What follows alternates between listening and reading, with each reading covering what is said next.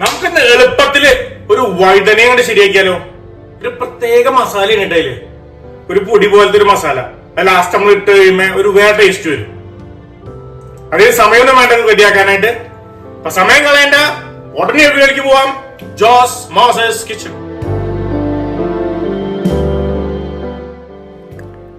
ഈ റെസിപ്പി 3 പേർക്കുള്ളതാണ് കേട്ടോ. അതിനു വേണ്ടി നമ്മുടെ വഴുതനങ്ങ 350 ഗ്രാം ഇങ്ങനെ തിക്കായിട്ട് വെച്ച് കട്ട് ചെയ്യുക. ഒരു പാനിലേക്ക് 3 ടേബിൾ സ്പൂൺ ഓയിൽ ഒഴിക്കുക. അതിൻ്റെ ഉള്ളിലേക്ക് വെളുത്തുള്ളി 5 എണ്ണം അത് ക്രഷ് ചെയ്തങ്ങോട്ട് ഇടാം. അത് കഴിഞ്ഞത് 1 മിനിറ്റ് നേരം അങ്ങോട്ട് വഴറ്റാം. അതിൻ്റെ ഉള്ളിലേക്ക് നമ്മൾ കട്ട് ചെയ്ത് വെച്ച വഴുതനങ്ങ അങ്ങോട്ട് ഇടാം. കുറച്ച് കറിവേപ്പിലയും ഇട്ടൊന്ന് അങ്ങോട്ട് നന്നായിട്ട് അങ്ങോട്ട് മിക്സ് ചെയ്യാം. അതിൻ്റെ ഉള്ളിലേക്ക് ഉപ്പ് 2 ടീസ്പൂൺ, മഞ്ഞൾ ഒരു 1/2 ടീസ്പൂൺ, മുളക് പൊടി ഒരു 2 ടീസ്പൂൺ, അതെല്ലാം ഇട്ട് അങ്ങോട്ട് മിക്സ് ചെയ്യാം.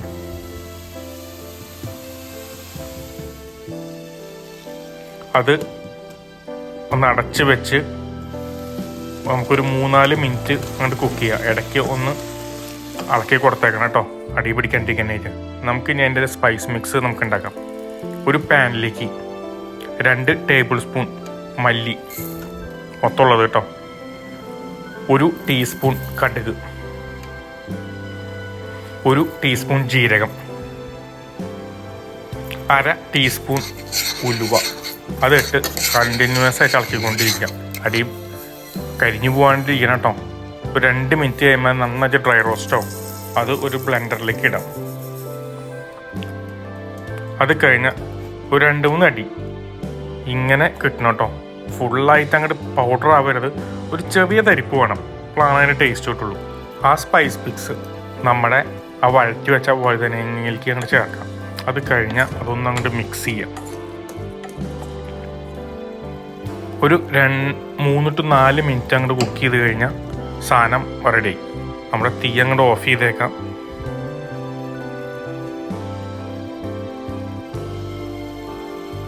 കുറച്ച് കറിവേപ്പില അതിൻ്റെ മുകളിലേക്ക് അങ്ങോട്ട് ഇട്ട് കൊടുത്തേക്കാം. പ്രത്യേക ടേസ്റ്റ് ഉണ്ടെന്നേ, അതും അങ്ങോട്ട് മിക്സ് ചെയ്തേക്കാം. അപ്പം നമ്മുടെ വഴുതനങ്ങ റെഡി ആയിട്ടുണ്ട്.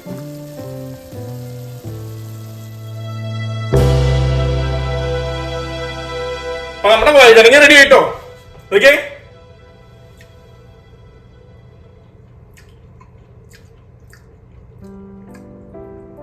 ടേസ്റ്റ് ഉണ്ടല്ലോ.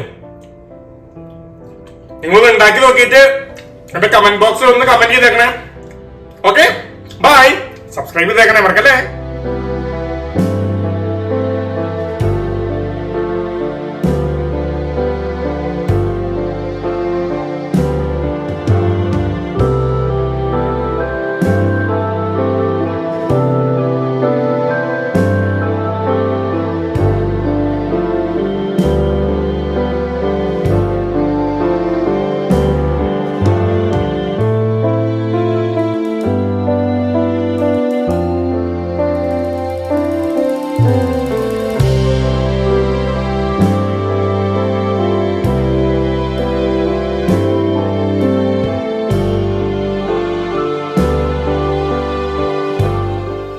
അപ്പൊ ഇതോ നോക്കണേ. ഈ റെസിപ്പി നിങ്ങളൊന്ന് ട്രൈ ചെയ്ത് നോക്കണേ. പിന്നെ ഇതും മറക്കല്ലേ.